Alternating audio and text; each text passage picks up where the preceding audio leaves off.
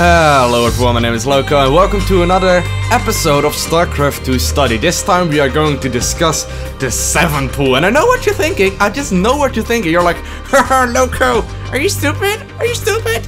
7 pool just means you build your pool on 7. No, you're wrong. You do not want to do that. Well, you do want to build your pool on 7, but there's actually a lot more thought involved in doing a 7 pool. So let's first talk about the matchup. It is technically possible to do it in Zerg vs Protoss as well as in Zerg vs Zerg, but in general I would advise you to mostly do it in Zerg vs Protoss, just because it's a lot stronger and can actually give you some easy wins. In Zerg vs Zerg you need a lot more luck, and you know, in Zerg vs Protoss you basically always have a chance. Doesn't really depend on what your opponent is doing. But first of all, before I actually go into details, I want to let you know that I do not like cheese strategies.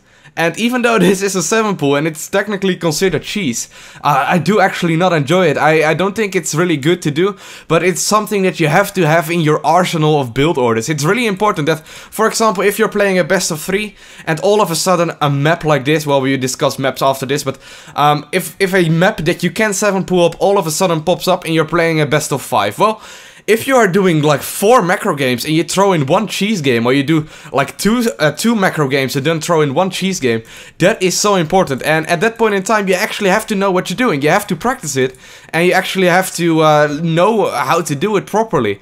And of course, even though it's a relatively easy build order and there's not as much thought as, for example, a 30-minute long macro game, it's still important that you know what you're doing. So another important thing that you have to keep in mind is that it's really important what map you are going to do your cheese build on. So there's a few maps that I would really advise you to do it on, in Zerg vs Protoss especially.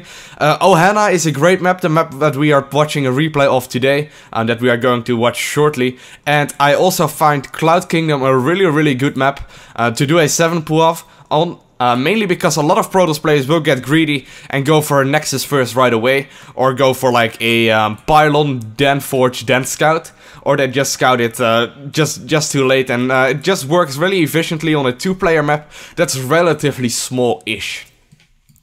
So let's just start off the game.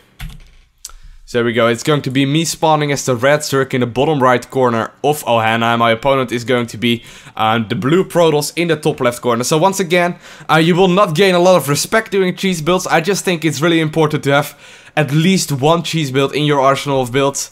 Maybe even some more, maybe an all-in with a lot of Zerglings in Zerg vs Zerg, or I don't know, really, just a Roach Bust in Zerg vs Protoss, anything. Just any kind of cheese will actually make your overall plan or your overall game a lot stronger, and it's actually really viable. It's not actually an all-in, especially in Zerg vs Protoss. You can easily macro out of it. So we are going to open up with a 7 pool right here.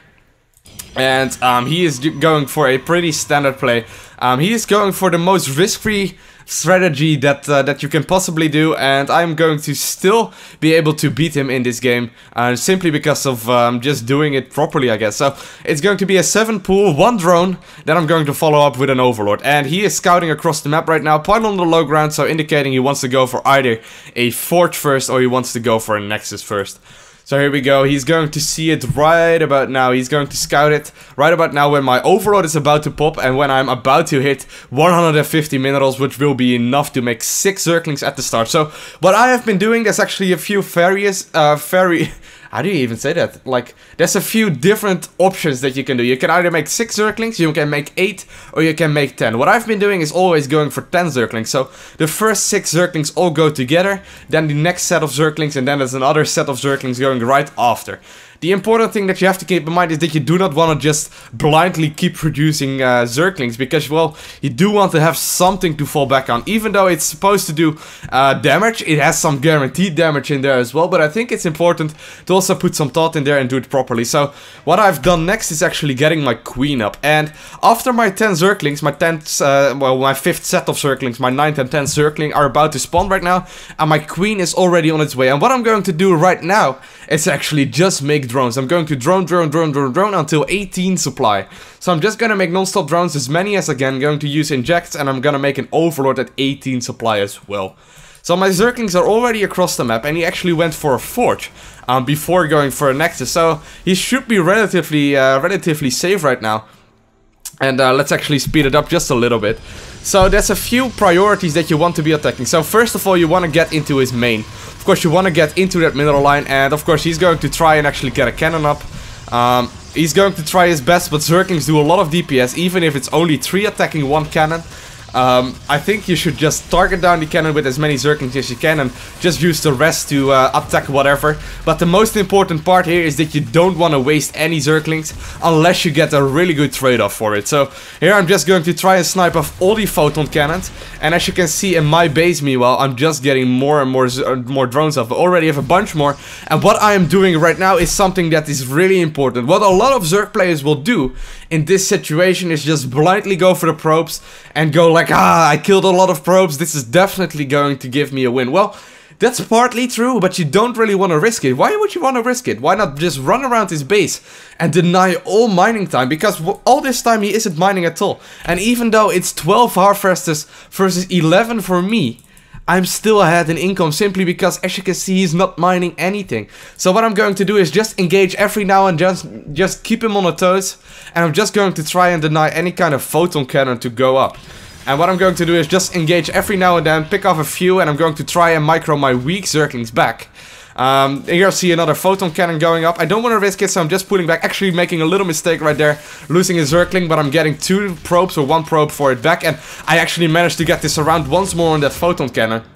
As you can see, what do I do next? Well, I just run around a bit and attack him. And of course, Zerglings actually regenerate life after a little bit, so I'm actually safe to do that.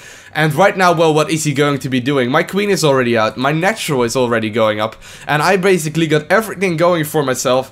Even though I went for a 7 pool, at this point in time, I'm already far ahead. And there's still a possibility that he would have held it. In the best case scenario for him, he would have made a pylon and a cannon in his mineral line.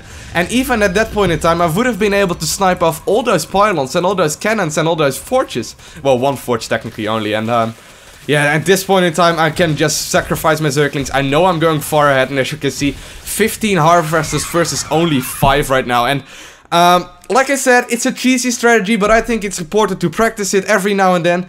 Just get it into your head to do it properly. So once again, you want to open up with a 7 spawning pool, followed up by a 7 overlord. Then you want to make 10 Zerglings and then drone, a queen, and get your expansion up at 18 supply. Then just make more and more drones, and that basically guarantees that you can do a macro game. Out of it, you can actually transition out of it. Of course, you have to do some kind of damage, but yeah.